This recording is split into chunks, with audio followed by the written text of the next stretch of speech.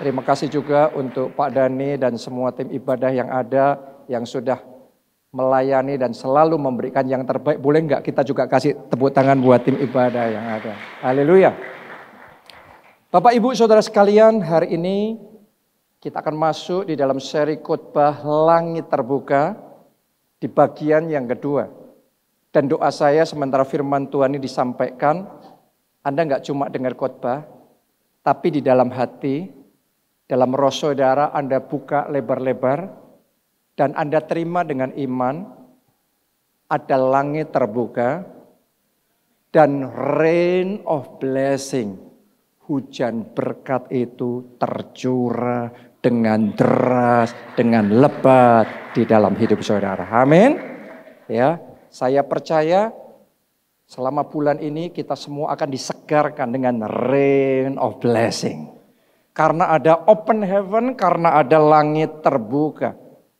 Nah, di bagian yang kedua seri khotbah ini, saya akan bicara tentang yang namanya level up your finance. Bawa keuanganmu naik level. Kita semua punya keuangan, ada di level kita masing-masing. Tapi doa saya melalui firman Tuhan ini, kita akan dibawa oleh Tuhan untuk naik level. Level up your finance. Dan satu kunci untuk kita bisa melevel up our finance adalah mindset kita.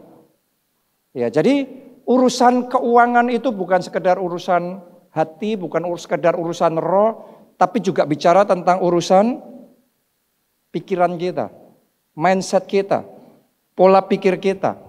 Kalau kita ingin keuangan kita naik level, mindset kita juga harus naik level.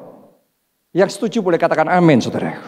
Kita baca Amsal 23 ayat 7 bagian A.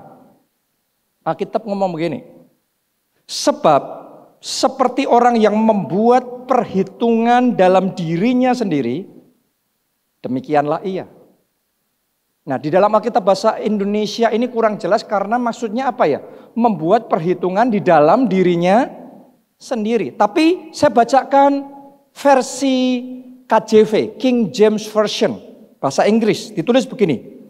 For as he thinketh in his heart, seperti yang kita pikirkan dalam hati kita, so is he. Demikianlah kita. Artinya mikirnya apa, jadinya kita kayak gitu. Dalam hal keuangan juga sama. Mindset saudara kayak apa, keuangan saudara kayak gitu. Kalau mindset kita jutawan, keuangan kita jutawan. Kalau mindset kita miliarder, keuangan kita akan jadi miliarder. Kalau mindset kita triliuner, keuangan kita akan jadi triliuner. Ini yang Alkitab ngomong. As a man thinketh in his heart, so is he. Pertanyaannya adalah, mindset seperti apa yang Anda punya dalam pikiran saudara? Anda sadar nggak punya mindset yang kayak apa?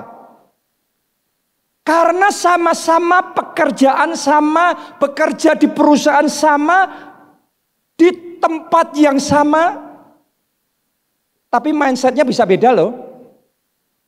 Ada profesional atau karyawan yang kerja di tempat itu yang secukupnya aja kerjanya.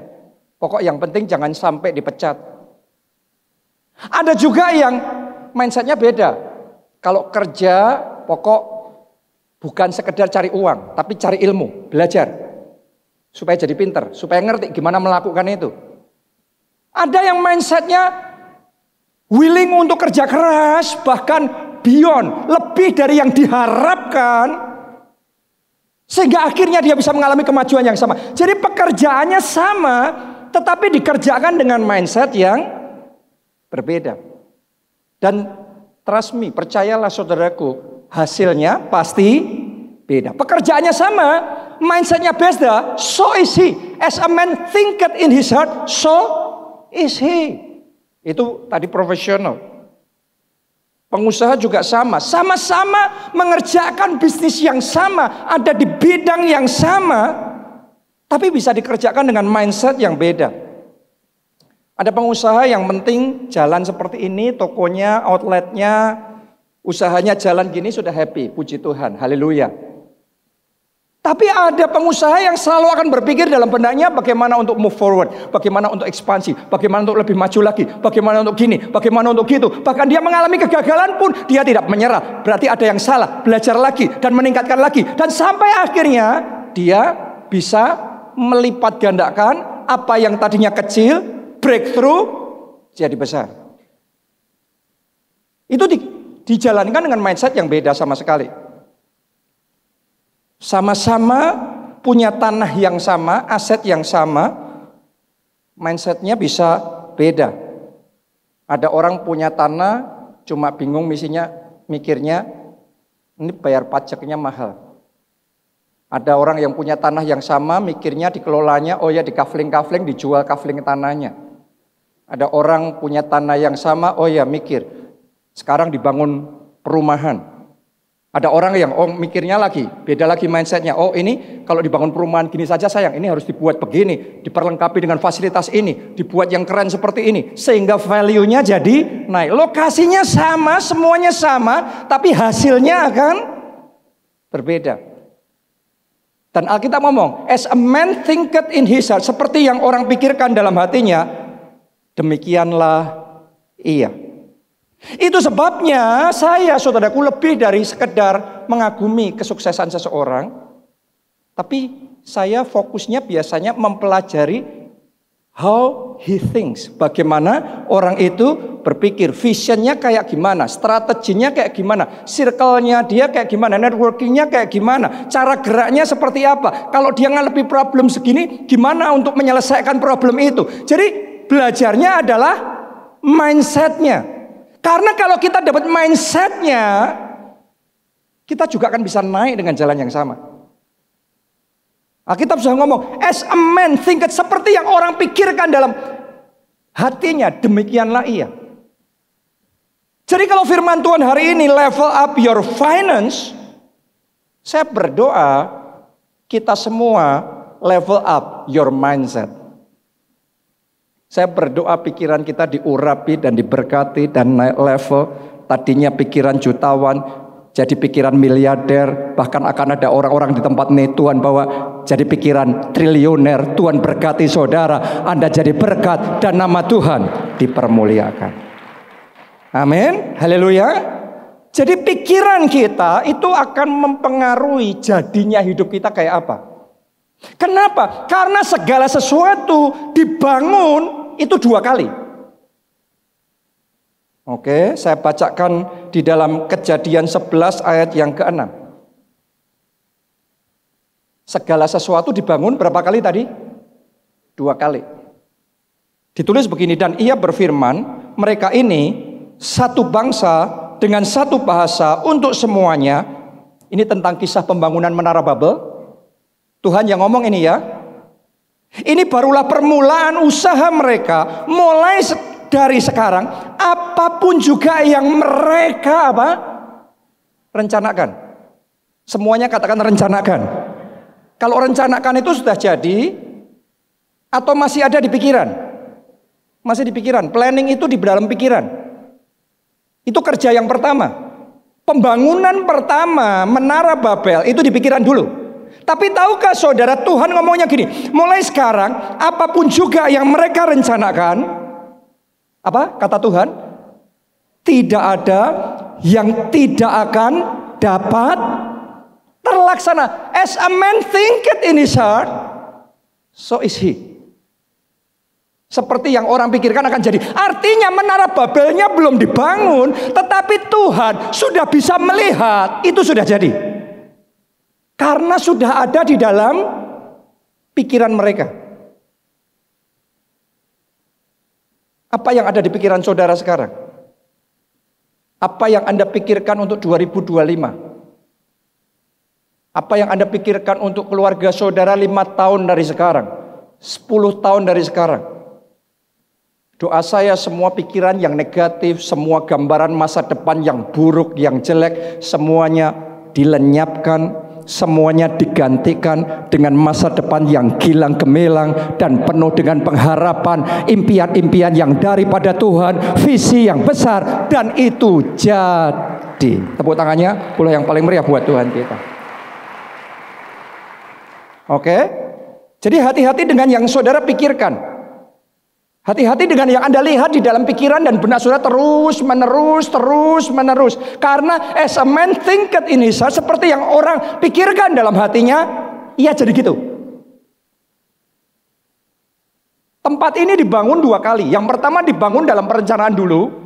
Sebelum Anda melihat semua interior yang kayak gini, saya sudah ngelihat dulu interior desainernya ngasih presentasi sama saya, gambarnya kayak gini. Dan kita oke, setuju. Setelah dibangun ini baru secara fisik pembangunannya dikerjakan. Makanya tadi saya katakan segala sesuatu dibangun 2 kali. Dan saya berdoa 2025 ini, saya sedang melihat dengan mata iman dan memikirkannya untuk setiap jemaat keluarga Allah di tempat ini. Anda juga yang mengikuti secara online, tahun ini akan jadi tahun yang hebat. Kesempatan yang luar biasa Tuhan akan sodorkan buat saudara. Networking, koneksi ilahi Tuhan akan pertemukan, pintu-pintu Tuhan akan bukakan, dan range of blessing, hujan berkat akan tercurah dengan deras dan lebat di dalam hidup saudara. Katakan amin dan tepuk tangannya yang paling meriah buat Tuhan kita. Almarhum pendeta David Yonggi-cho, zamannya dia pendeta gereja terbesar di dunia.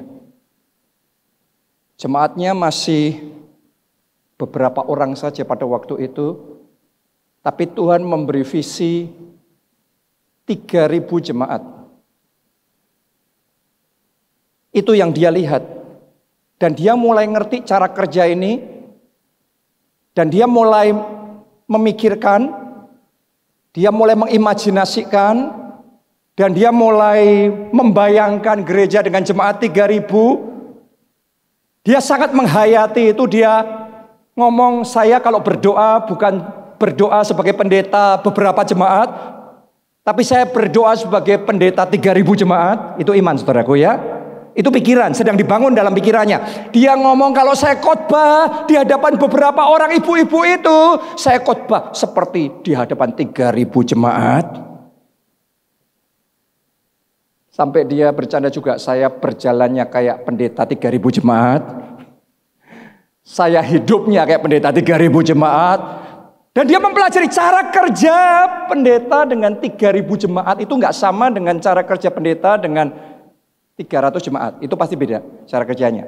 Oke. Dan dia mulai membangun semuanya itu dalam pikirannya, di dalam doanya, dan secara fisik, secara realita, sampai apa yang dia lihat di dalam hatinya, apa yang dia pikirkan dalam hatinya jadi.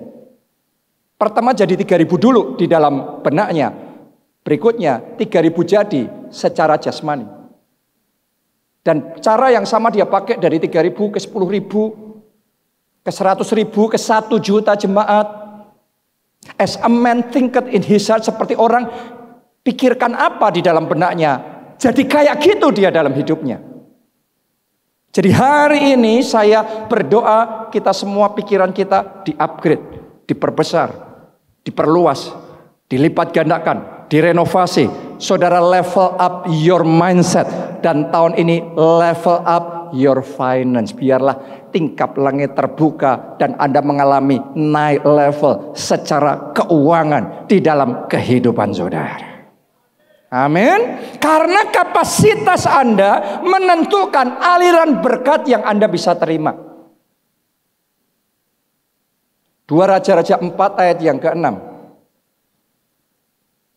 Ketika bejana-bejana itu sudah penuh, ini kisah perempuan atau janda yang dapat mujizat, yaitu bejana yang dia sediakan dipenuhi dengan minyak yang itu minyak mujizat.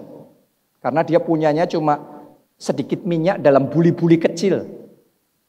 Tapi sedikit minyak itu Tuhan berkati terus kemudian memenuhi bejana-bejana yang dia sediakan. Ditulis begini. Ketika bejana-bejana itu sudah penuh, berkatalah perempuan itu kepada anaknya, dekatkanlah kepadaku sebuah bejana lagi. Tetapi jawabnya kepada ibunya, tidak ada lagi bejana. Lihat ini, tidak ada lagi bejana. Tidak ada lagi bejana. Lalu berhentilah minyak itu mengalir. Tolong Anda dengarkan baik-baik. Berkat Tuhan itu nggak ada batasannya.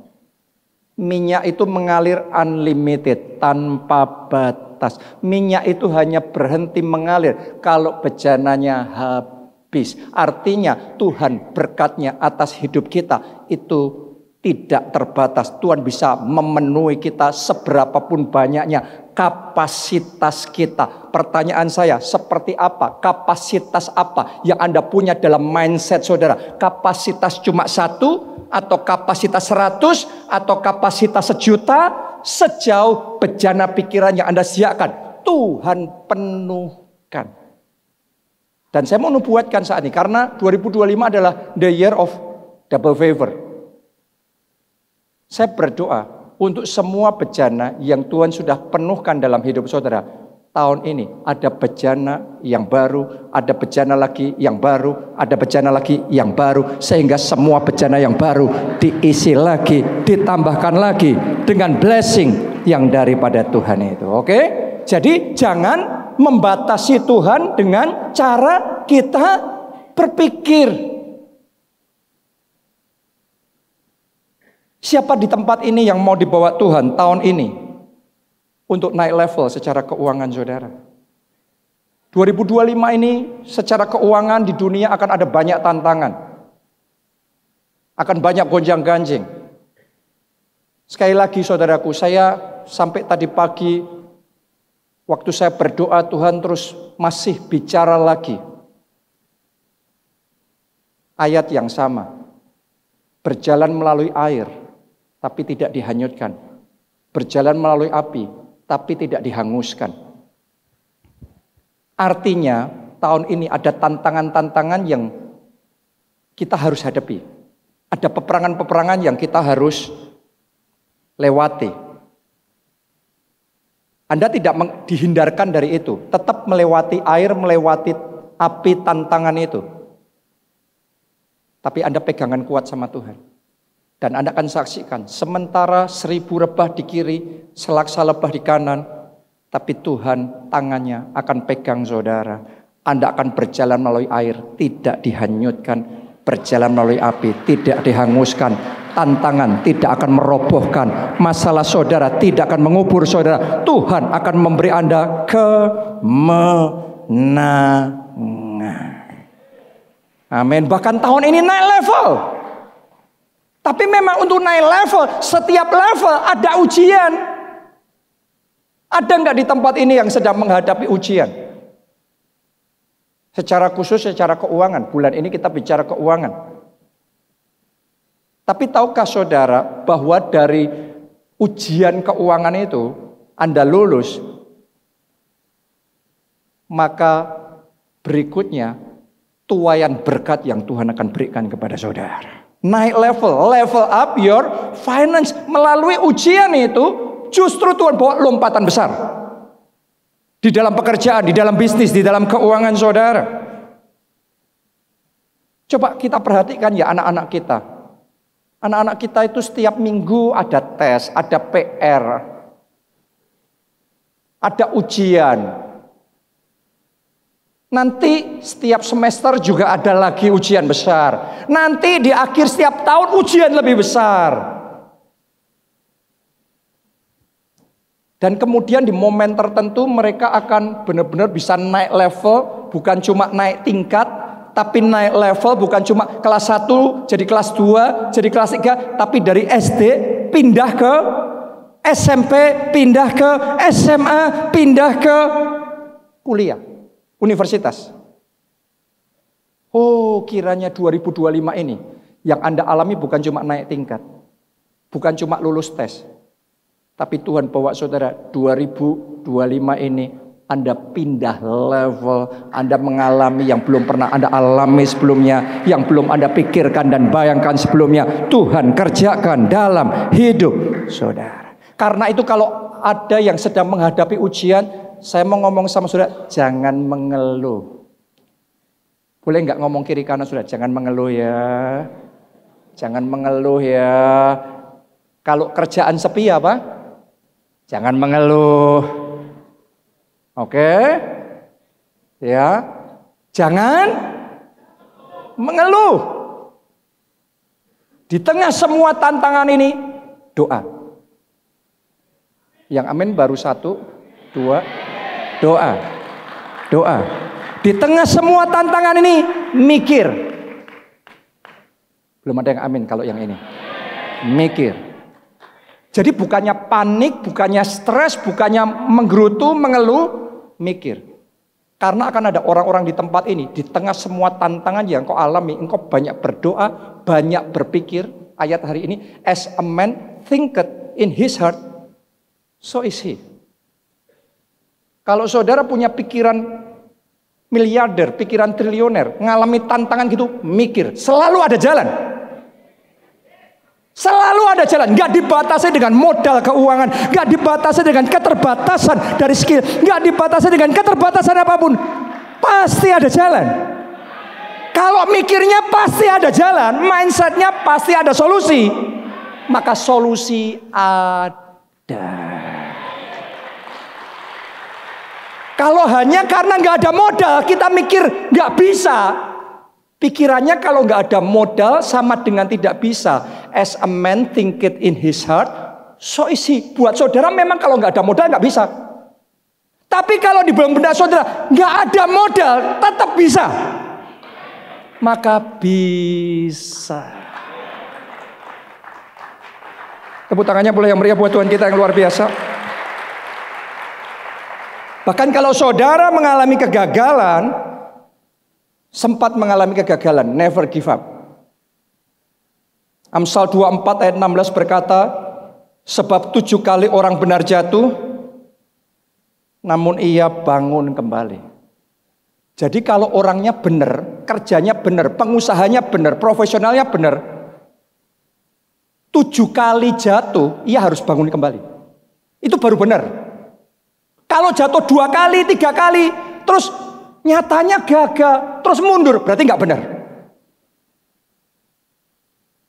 Berapa banyak pengusaha nggak bisa berhasil karena baru usaha sekali gagal, nyatanya nggak benar, terus mundur. Padahal ini 7 kali. Dan 7 kali itu angka sempurna. Artinya terus menerus sampai jadi. Karena sama-sama Anda berbisnis yang sama pertama kalinya, Anda gagal di situ. Kalau Anda yang kedua kalinya, Anda sudah beda level. Karena Anda ngerti, di titik ini salah. Yang ini, asal kita belajar, maka kita ngerti yang mana yang salah. Yang mana kemarin kita nggak benar. Yang mana yang harus diperbaiki. Cara mainnya beda seperti apa. 7 kali orang benar jatuh, ia bangkit lagi. Ada orang-orang di tempat ini yang sekian waktu ini ada mengalami kejatuhan dan kegagalan. Tapi 2025 ini tahun kebangkitan, tahun kebangunan, tahun kemenangan, tahun kegerakan terjadi dalam hidup saudara. Dan ini tahun keberhasilan. Katakan amin dan kita kasih tepuk tangannya yang paling meriah buat Tuhan kita. Amin, haleluya. Itu mindset ya. Tapi pertanyaannya adalah bagaimana mindset itu kita taruh di langkah-langkah praktis supaya benar-benar finance kita, keuangan kita bisa naik level nih. Kadang-kadang sebagian orang berpikir, saya nggak punya modal, saya mulai dari bawah, gimana caranya saya dari bawah bisa naik ke atas. Kebanyakan orang mulai dari bawah, setelah bertahun-tahun dan puluhan tahun tetap di bawah. Tapi saya percaya tidak buat jemaat keluarga Allah. Karena firman Tuhan berkata, Tuhan menjadikan kita kepala dan bukan ekor. Anda akan tetap naik dan tidak turun. Nah, gimana caranya punya mindset itu kita aplikasikan di dalam langkah-langkah praktis supaya kalau kita mulai dari bawah, dari nol pun, Anda mulai dari status yang paling beginner, paling awal pun, dengan gaji UMR pun, tapi Anda bisa naik ke atas. Bisa. Bisa. Bisa. Oke ya, kita belajar ya, kita mulai ya. Jadi ini langkah-langkah praktis memulai dari nol supaya kita bisa mengalami mandiri finansial. Nomor 1, apapun pekerjaan saudara, ini saya bicara sama profesional, karyawan maupun sama pengusaha. Apapun pekerjaan saudara, kuasai pekerjaan Anda itu dengan sungguh-sungguh. Oke, gaji boleh UMR, tapi dibandingkan semua orang yang ada di kantor itu, semua orang yang ada di bidang usaha itu, jadilah orang yang bekerja paling keras di dalam bidang saudara. Ingat loh, firman Tuhan berkata apa saja yang diperbuatnya berhasil. Yang dibuat Tuhan berhasil itu yang diperbuat. Kalau Anda cuma berdoa, berpuasa tapi tidak berbuat, tidak bekerja, apanya yang mau dibuat berhasil? Jadi orang Kristen cinta Tuhan tidak berarti kita jadi orang malas. Bukti Anda tambah cinta Tuhan adalah Anda bekerja lebih keras. Saya tidak berkata karena saya pendeta ya maka saya nggak usah kerja keras. Saya cuma berdoa. Ada waktu untuk berdoa, ada waktu untuk bekerja. Oke? Jadi jangan pakai alasan berdoa, ibadah, pelayanan untuk tidak kerja keras.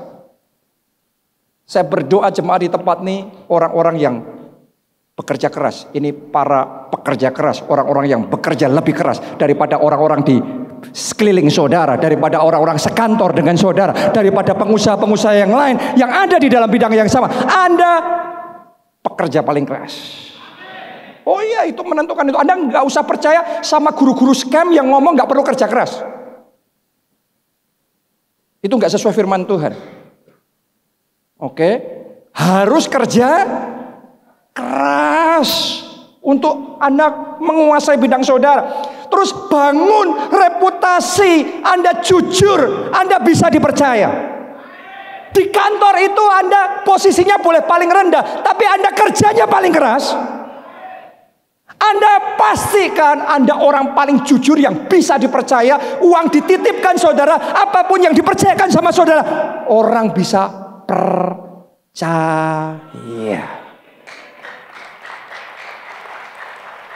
Oke, dan jadilah spesialis, jadilah yang terbaik di bidang itu. Bukan asal kerja, tapi saudara harus skillful. Kayak khotbah minggu lalu, harus ahli. Karena siapakah yang cakap dalam pekerjaannya, di hadapan raja-raja ia akan berdiri.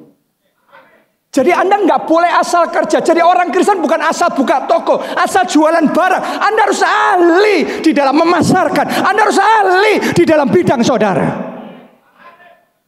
Coba Anda bayangkan, Anda boleh mulai paling bawah, tapi kalau Anda seorang pekerja keras, Anda orang yang bisa dipercaya, orang trust, percaya sama saudara, dan Anda ahli dalam pekerjaan saudara, dari paling bawah pun tunggu waktu.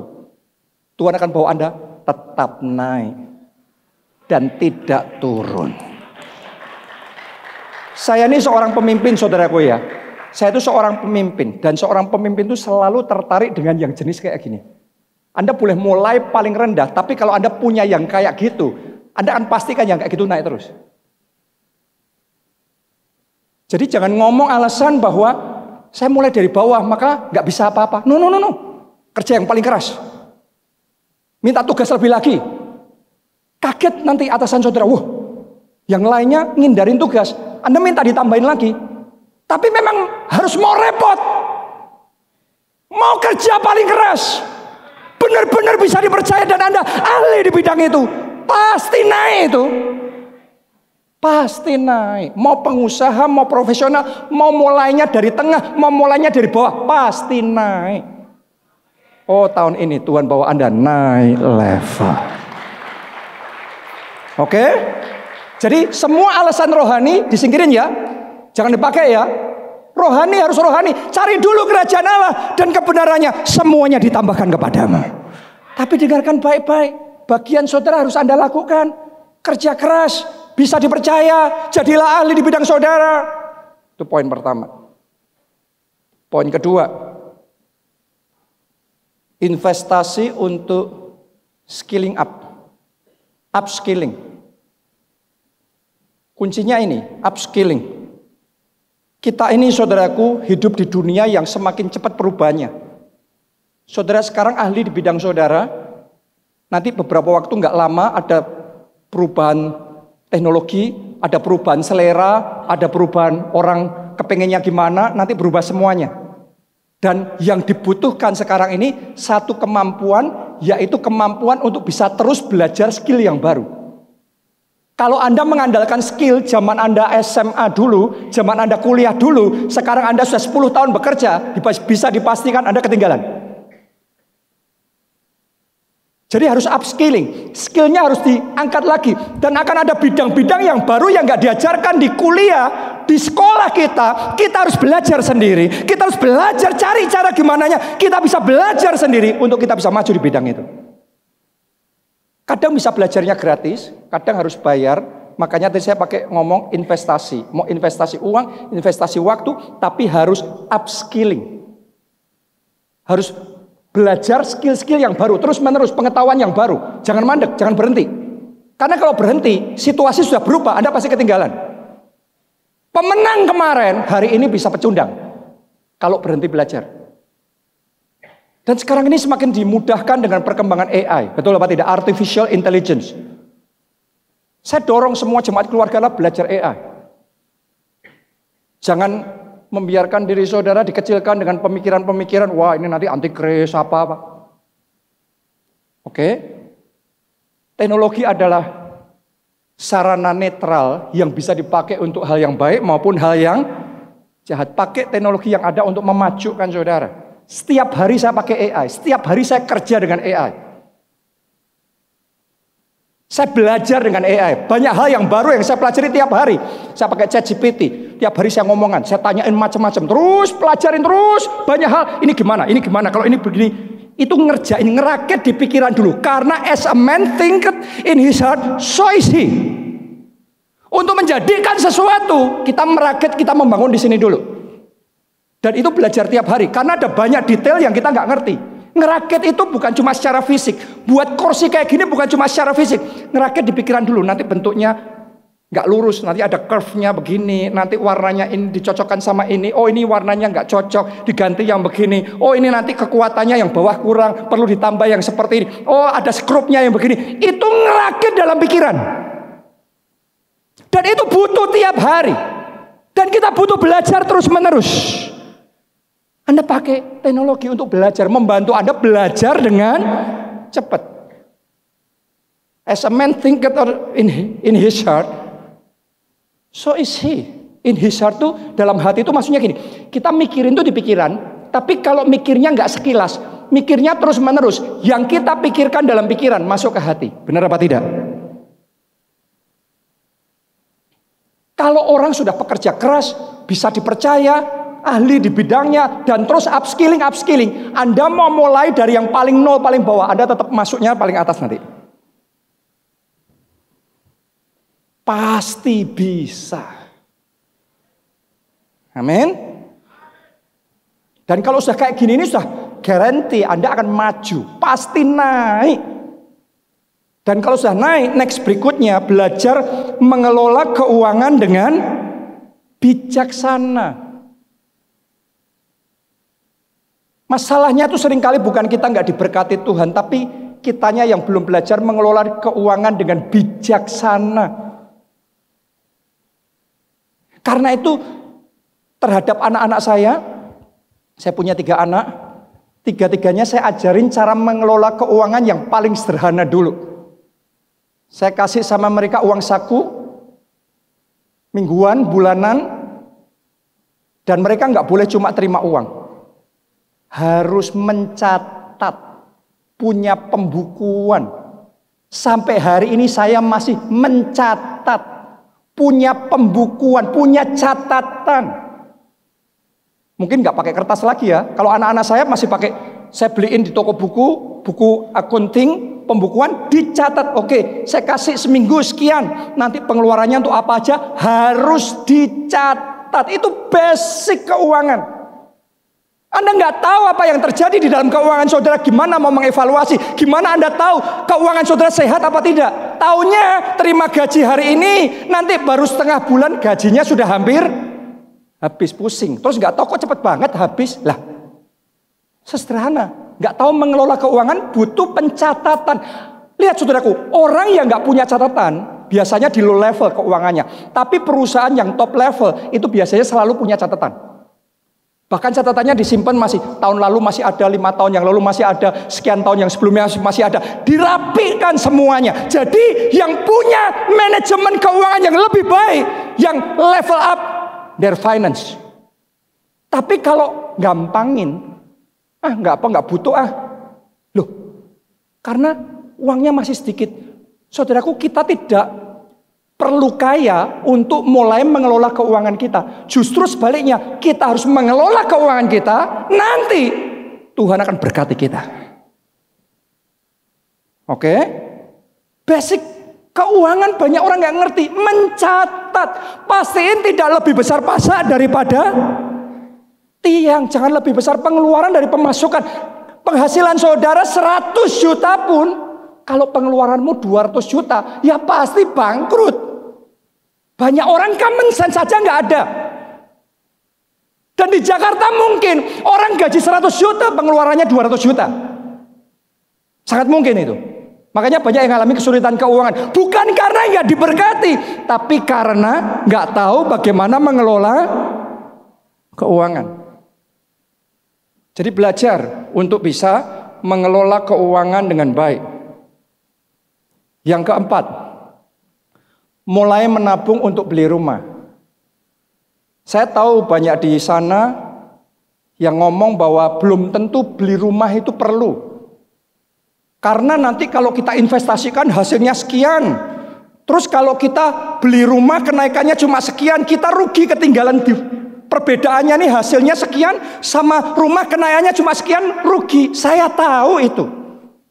Tapi buat 99% orang harus beli rumah. Mungkin 1% aja yang boleh pakai ilmu itu. Oke, karena mereka punya kemampuan yang tadi itu. Tapi tidak semua orang punya kemampuan seperti itu. Dan rumah itu bukan cuma sekedar perbedaan keuntungan profitnya aja. Rumah itu bicara tentang stabilitas, bicara tentang membangun akar. Karena untuk maju kita butuh stabil. Untuk maju kita butuh membangun akar yang kokoh. Karena itu punya rumah. Dan saya mau berdoa karena ini tahun double favor. Tuhan akan memberikan favor kepada setiap jemaat keluarga Allah untuk punya rumah. Oke, punya rumah. Saya berdoa Anda punya rumah, anak-anak saudara satu persatu punya rumah, dan Tuhan berikan kestabilan di dalam keuangan saudara. Tepuk tangannya boleh yang paling meriah buat Tuhan kita. Oke, saya nggak ada waktu untuk bicara lebih lanjut soal itu. Saya lanjutkan poin berikutnya dulu. Yang kelima, bangun kemandirian finansial. Dengan cara gimana? Kali ini investasi. Masuk ke level investasi. Investasi yang penting kuncinya adalah berkelanjutan. Bukan cuma investasi sekali, tapi investasi konsisten.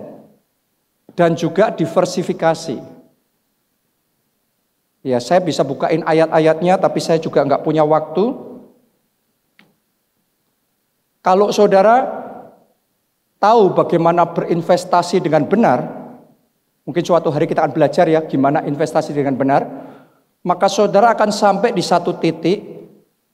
Saya kenal orang-orang yang tadinya bekerja, cukup sukses, penghasilannya sekian, tapi benar-benar sampai di satu titik mereka berhenti bekerja, yang dari pekerjaan itu hilang penghasilannya, Tapi karena mereka sudah belajar berinvestasi, dari hasil investasinya jauh lebih besar daripada pekerjaannya yang utama itu. Karena itu berinvestasi, dan berinvestasi nggak harus langsung besar. Berinvestasi bisa mulai dari kecil. Ya, Anda bisa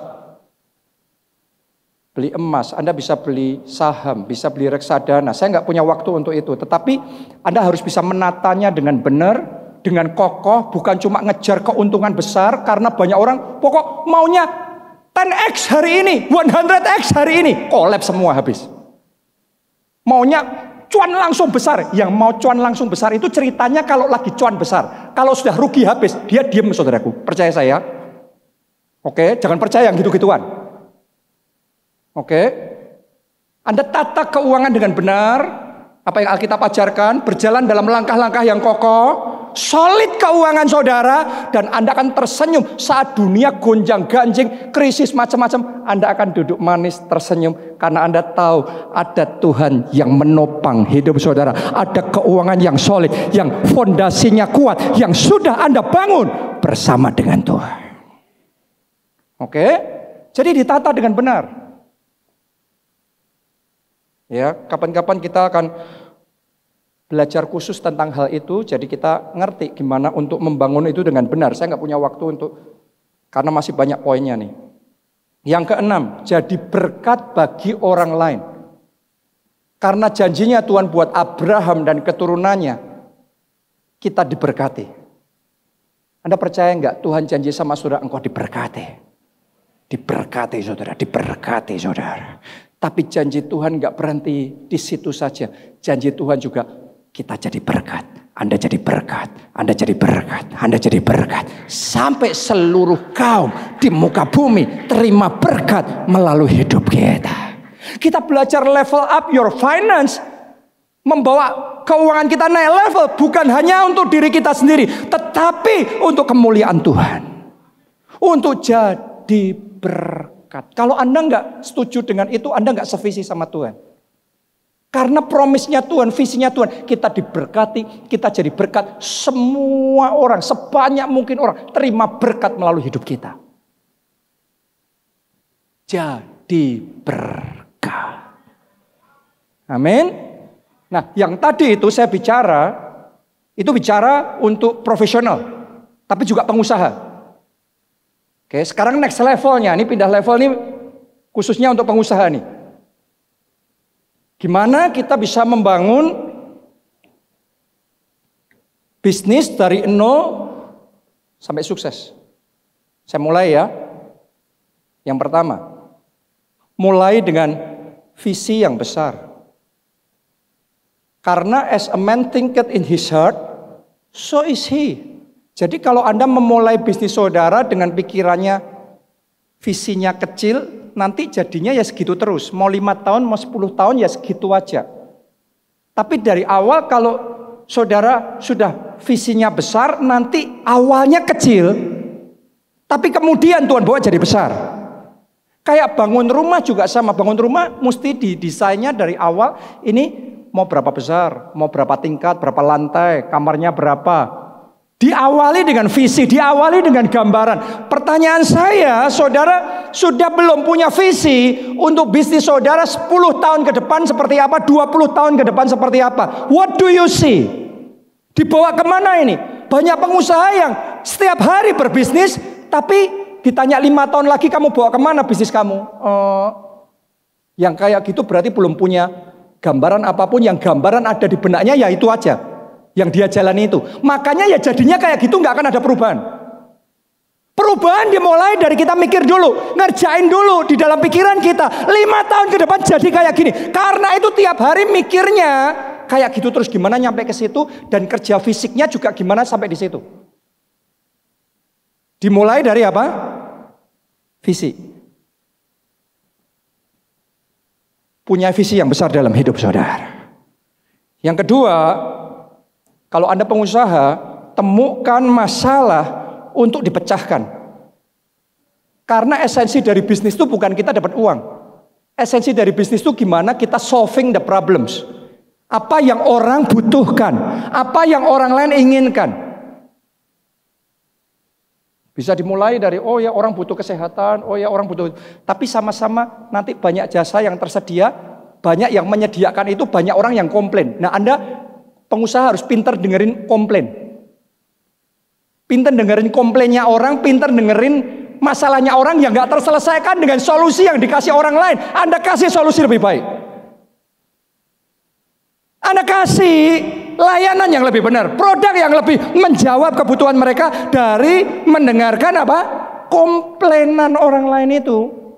Masalahnya orang lain, kebutuhannya, keinginannya orang lain itu. Jadi problem solver. Kita nggak ikut komplain, tapi kita kayak sekian tahun yang lalu ketika saya diminta Pak Obaja untuk mulai men-take over leadership gereja kita yang ada di Solo. Waktu itu grafiknya sedang menurun. Kita sempat kehilangan ribuan jemaat. Dan ketika saya diminta untuk handle itu, yang pertama saya lakukan, saya terjun di lapangan dan saya dengerin komplainan jemaat di Solo apa.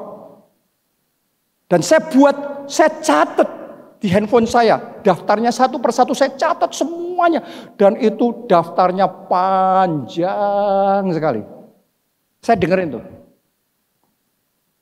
Tapi dari situ satu persatu saya kerjain, saya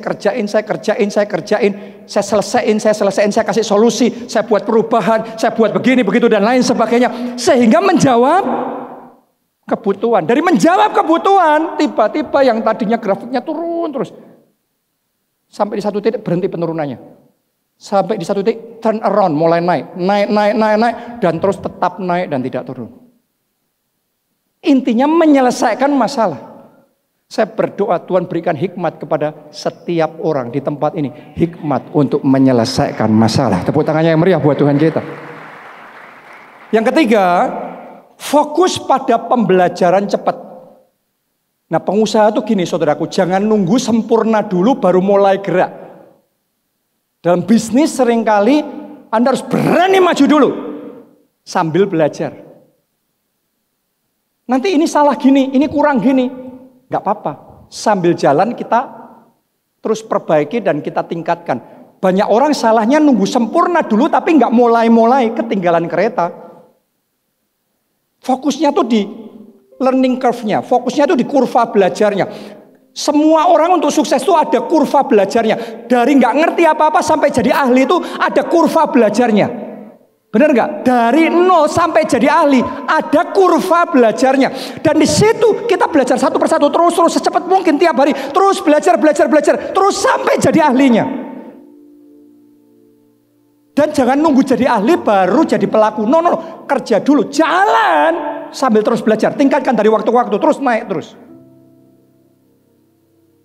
Anda akan jadi pengusaha yang sukses. Yang keempat, bangun tim yang hebat. Bisa sih jadi bisnismen kerja sendiri bisa. Tapi hanya sampai di titik tertentu. Satu bejana penuh ya sudah. Lihat itu Petrus. Selama dia bawa perahunya sendiri, begitu perahunya penuh selesai. Puji Tuhannya dia panggil perahu temannya yang lain. Sehingga perahu temannya juga bisa diisi. Berarti tim itu menentukan. Tim itu akan mempengaruhi seberapa besar Tuhan bisa bawa saudara. Kalau semuanya serba maunya sendiri, kenapa? Gak bisa percaya sama orang lain, gak sebagus saya, gak seahli saya. Ya sudah, akhirnya kita terbatas. Butuh tim, bahkan punya tim yang lebih pintar dari kita itu penting. Kalau timnya kita lebih bodoh dari kita, memberatkan kita. Tapi kalau timnya yang lebih pintar dari kita, itu membawa kita majunya kenceng. Yang kelima, gunakan teknologi untuk skalabilitas. Sekarang teknologi ini membantu sesuatu yang kecil nanti bisa mainnya masif. Orang kalau nggak pakai teknologi sudah ketinggalan deh. Teknologi adalah blessing yang Tuhan kasih untuk membawa kita mengalami lompatan yang besar. Pakai teknologi. Yang terakhir, bangun jaringan hubungan yang kuat. Karena hubungan itu bisa membuka pintu-pintu. Minggu lalu yang khotbah di sini siapa ya? Pastor Nita. Oke, saya minggu lalu khotbah di Soho. Di Soho saya cerita begini. Yusuf gak bisa jadi Perdana Menteri tanpa juru minum raja. Benar gak? Coba Anda renungkan. Yusuf dengan brilian, otak yang sebrilian itu, dengan talenta untuk bermimpi dan mengartikan mimpi yang setajam itu, dengan skill leadership dan manajemen yang sepowerful itu, tapi di penjara gak berkutik, gak terlalu banyak yang dia bisa dilakukan. Otaknya bukan gak brilian saudaraku, brilian sekali, tapi tanpa koneksi ke penjara. Otak brilian yang sama, kemampuan mengartikan mimpi, ngelihat masa depan yang sama, dan skill leadership dan manajemen yang sama, ditambah koneksi juru minum raja, maka Yusuf ditemukan sama Firaun. Begitu ditemuin sama Firaun, keluar dari penjara, dipercaya jadi Perdana Menteri, efeknya masif, langsung jadi berkat bagi bangsa-bangsa. Lihat saudaraku, otak yang brilian, potensi yang hebat, skill yang powerful, tanpa koneksi, nothing. Tapi karena ada koneksi ini membuat lompatan yang besar. Jangan-jangan Anda punya potensi tertentu, kepandaian tertentu, kehebatan tertentu, aset tertentu yang hebat, punya potensi besar. Tapi kekunci itu di penjara tuh. Tapi saya mau nubuatkan dalam nama Tuhan Yesus, tahun ini Anda akan dipertemukan dengan orang-orang yang tepat. Dan itu koneksi ilahi yang akan membuka pintu-pintu penjara dan akan mendatangkan lompatan dan terobosan-terobosan yang besar dalam hidup saudara. Anda percaya? Kalau Anda lakukan itu, saya yakin entah Anda profesional, entah Anda pengusaha, Anda akan melihat double favor Tuhan curahkan. Aku punya Tuhan yang mari bangkit berdiri semuanya. Yang tak berjanji dan sanggup menggenapi imanku, bersepakat percaya kuasa-Mu. Ku terima sekarang kemenangan dari-Mu. Angkat dua tanganmu, katakan, aku punya Tuhan yang besar, yang tak berjanji dan sanggup menggenapi imanku, bersepakat percaya kuasa-Mu. Ku terima sekarang kemenangan dari-Mu. Saya berdoa tahun ini Tuhan bawa kita semua level up your finance. Amen. Tahun ini keuangan kita naik level, amen, mengalami lompatan, open heaven, amen, tingkap langit terbuka dan berkat tercurah sampai berkelimpahan. Amin. Tapi kunci yang pertama, Yesus harus jadi Tuhan dan Juru Selamatmu. Yesus harus jadi sumber berkat dalam hidup saudara. Itu sebabnya saya ingin ajak Anda buka hati, terima Yesus sebagai Tuhan dan Juru Selamat. Maka dosa-dosamu akan diampuni dan engkau akan terima anugerah keselamatan yang dari Tuhan. Anda yang mau itu, angkat dua tangan saudara, ikuti doa ini. Katakan, Tuhan Yesus, Tuhan Yesus, masuklah dalam hatiku, masuklah dalam hati. Jadilah Tuhan dan Juru Selamatku. Jadilah Tuhan dan Juru Selamat. Ampuni dosa-dosaku. Ampuni dosa-dosaku. Selamatkan aku ya Tuhan. Selamatkan aku ya Tuhan. Mulai sekarang. Aku adalah milik Tuhan Yesus. Aku adalah milik Tuhan Yesus. Aku mau mengikut Yesus. Aku mau mengikut Yesus. Melayani Yesus. Melayani Yesus. Seumur hidupku. Seumur hidup. Terima kasih Tuhan. Terima kasih Tuhan. Amin. Amin. Yang kedua, saudaraku, saya mau berdoa supaya open heaven itu terjadi dan blessing, rain of blessing, rain of blessing, amen, dicurahkan dalam hidup saudara. Saya mau bacakan ayat ini dulu, Yoel 2, dimulai ayat 23. Hai Bani Sion, bersorak-soraklah dan bersukacitalah karena Tuhan Allahmu, sebab telah diberikannya kepadamu hujan pada awal musim. Amin. Dengan adilnya dan diturunkannya kepadamu hujan, dan hujan pada awal dan hujan pada akhir musim. Amin. Seperti dahulu. Saya mau ajak saudara semua yang percaya, open heaven, tingkap langit terbuka, dan rain of blessing tercurah atas hidup saudara. Mari angkat dua tangan saudara, angkat suara saudara berdoa. Yang bisa bahasa roh, ada bahasa roh. Yang belum, saudara doa dalam bahasa gereja. In the name of Jesus. Rain of blessing, rain of blessing, rain of blessing. Hujan berkah,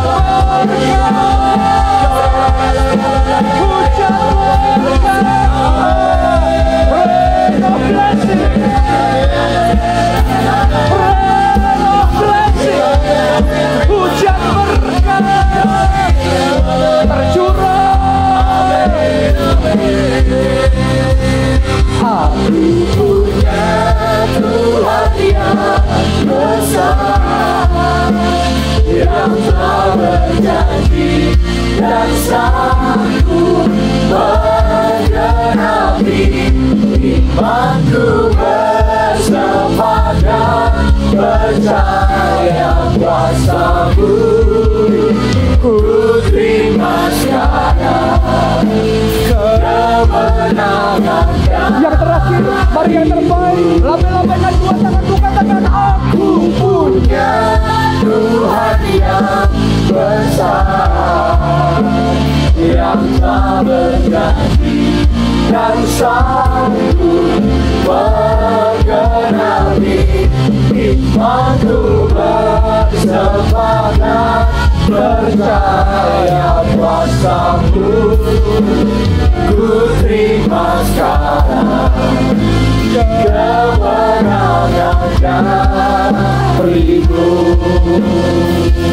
Imanku bersepakat percaya kuasa-Mu.